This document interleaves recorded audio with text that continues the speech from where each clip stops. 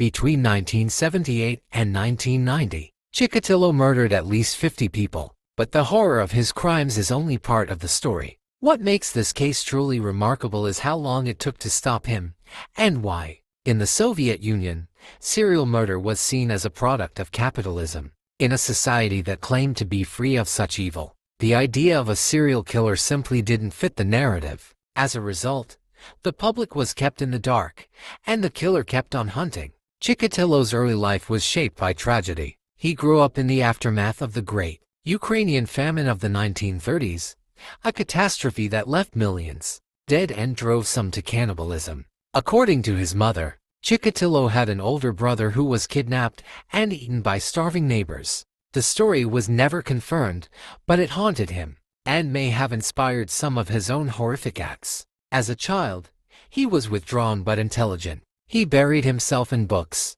especially those that described how Soviet forces tortured German prisoners during World War II.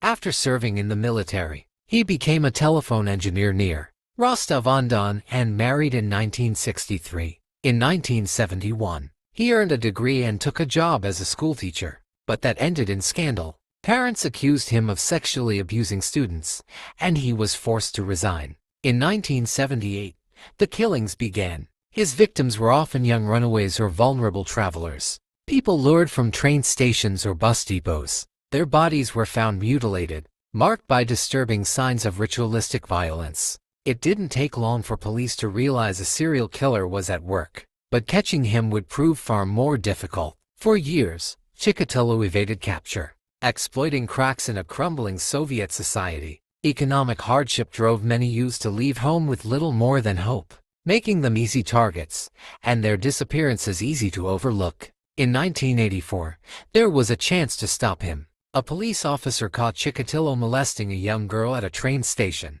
His briefcase held a long knife and other suspicious items, but a single forensic error, which is a mismatch in blood type, led investigators to let him go. Instead of being linked to the murders, he was jailed briefly for theft and released after just 3 months. The killings resumed and intensified. Authorities responded with a sweeping investigation. Surveillance teams were stationed at bus and train terminals. In 1990, Chikatilo was finally arrested. Once again, he was found carrying a familiar briefcase, packed with tools of his gruesome trade. This time, he confessed openly in chilling detail. He even led police to the very places where he had taken his victims' lives. Andrei Chikatilo was convicted of 52 murders and sentenced to death. In 1994, in a Moscow prison, his life ended with a single gunshot.